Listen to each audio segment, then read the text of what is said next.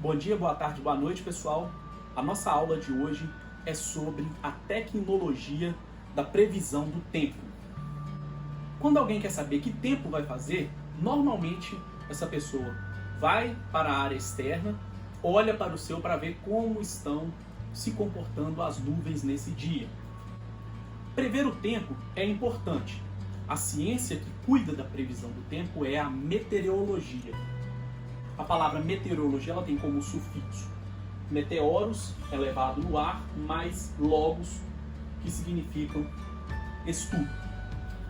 Mas não confundam tempo atmosférico, com clima. Tempo e clima não são a mesma coisa. Tempo são condições atmosféricas em um dado momento. Ou seja, o tempo ele tem a ver com condições de um dia ou de um intervalo de tempo curto.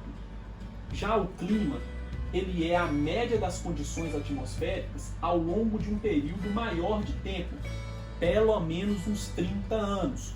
Por exemplo, quando você vai falar da previsão do tempo, você não está falando do clima da região, você está falando das condições climáticas que vão acontecer naquele dado momento. Por exemplo, a temperatura de momento agora está na casa dos 33 graus Celsius. Está fazendo um calor do cão. Mas isso é condição do tempo. Isso é o tempo de hoje. O dia está ensolarado, ou o dia está chuvoso, ou vai nevar. Isso são condições atmosféricas do momento. Já o clima ele tem a ver com a média das condições atmosféricas da região no intervalo de tempo grande. Isso quer dizer que, quando eu vou me referir ao clima, eu não falo de temperatura única, por exemplo, 30 graus. Eu falo de temperaturas médias, como é o clima na nossa região, quente e úmido. Isso são características de clima. O clima no deserto, ele é quente, seco e árido, por exemplo. Então, clima e tempo não são a mesma coisa. Quando o ar próximo à superfície atmosférica aquece, ele sobe. O ar quente ele tem uma tendência a subir, ele fica menos denso e tem uma tendência a subir. Quando ele se esfria, à medida que ele sobe, ele vai encontrando camadas mais frias e vai se resfriando. Até o momento em que o vapor de água se condensa e formam as nuvens. As nuvens elas podem ser classificadas de acordo com sua altura e a sua forma. Os cirros são nuvens altas e de cor brancas, essas que lembram um pouco algodão doce. Já cúmulos são nuvens brancas com aspectos de flocos de algodão. São as nuvens tradicionais que a gente faz os desenhos delas normalmente.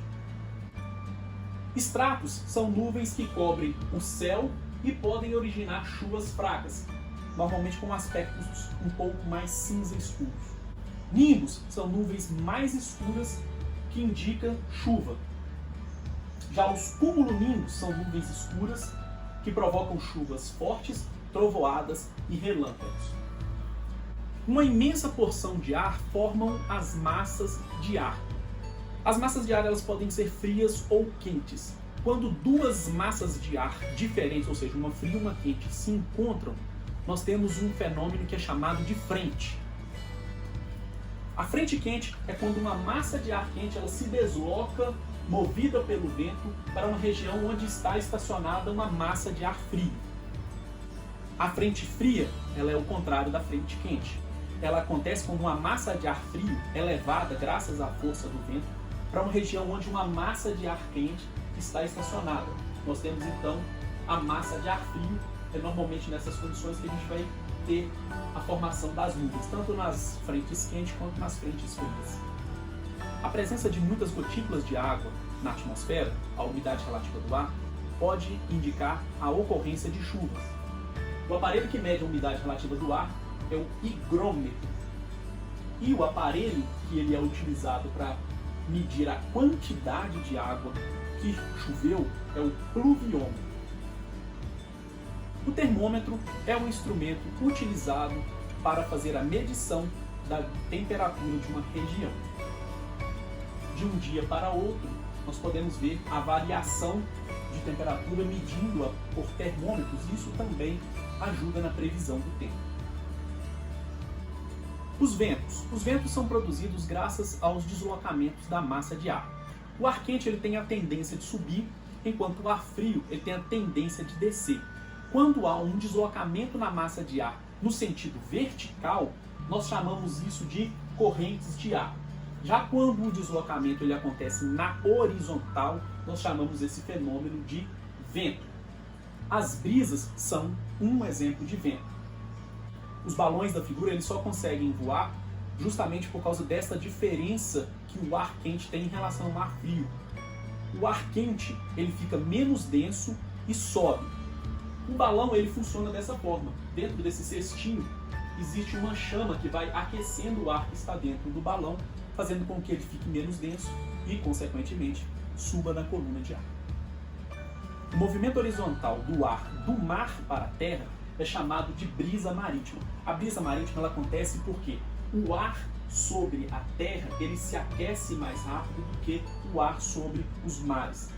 Ele sobe, quando ele sobe ele dá lugar para o ar frio vir ocupar o espaço que ele estava ocupando. E aí esse ar quente sobe e o ar frio vem para o lugar dele. Já o movimento contrário, ou seja, o movimento horizontal do ar da terra para o mar é chamado de brisa terrestre. Acontece normalmente à noite.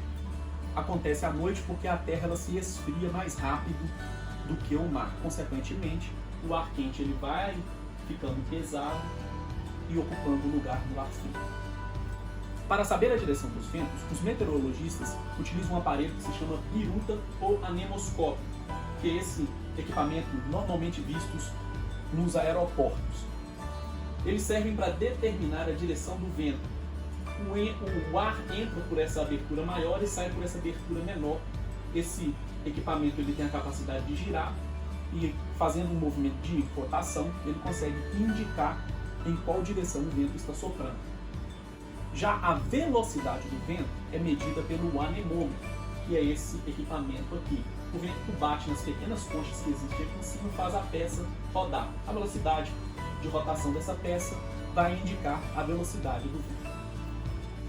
Os ventos eles podem se tornar perigosos. Furacões, ou tufões, ou ciclones são fenômenos semelhantes que acontecem em partes diferentes do planeta. Cada região que ele acontece, ele recebe um nome diferente. São grandes redemoinhos de ar com ventos que atingem a velocidade superior a 90 km por hora. Esses redemoinhos, eles não são vistos normalmente a olho nu. Os redemoinhos que nós vemos a olho nu são de fenômenos conhecidos como tornados, que são colunas de ar com forma de um funil, que giram com muita velocidade e dura apenas algumas horas.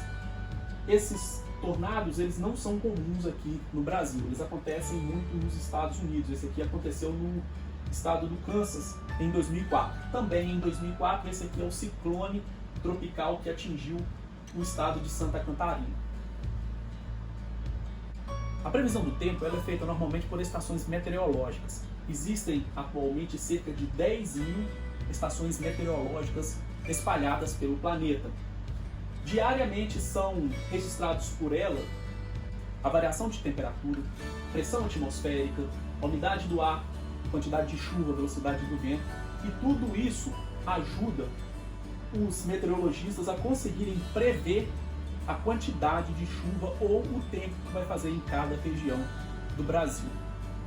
Lembrando que a previsão do tempo, muitas das vezes, ela não é específica para o seu bairro, ou para a sua rua, ou para o local onde você está. Quando é dito que em uma região, por exemplo, na cidade de Ipatinga vai chover, não necessariamente a chuva ela tem que acontecer na cidade toda. Às vezes ela acontece numa porção da cidade onde você não está, e por isso, às vezes a gente tem a impressão de que a previsão do tempo ela não está acertando muito. Mas lembre-se, a previsão do tempo ela não é feita numa escala tão pequena, para uma região tão pequena. Normalmente ela é feita para áreas maiores, como a região leste do estado de Minas, ou para o estado de Minas Gerais todo, de uma forma geral. Assim nós terminamos mais uma aula. Um forte abraço para todos vocês. Vocês podem me encontrar nas minhas redes sociais, principalmente no Instagram, que está aqui embaixo. E nas redes sociais vocês podem tirar dúvidas referentes aos assuntos abordados nesta aula. Um abraço e até a próxima.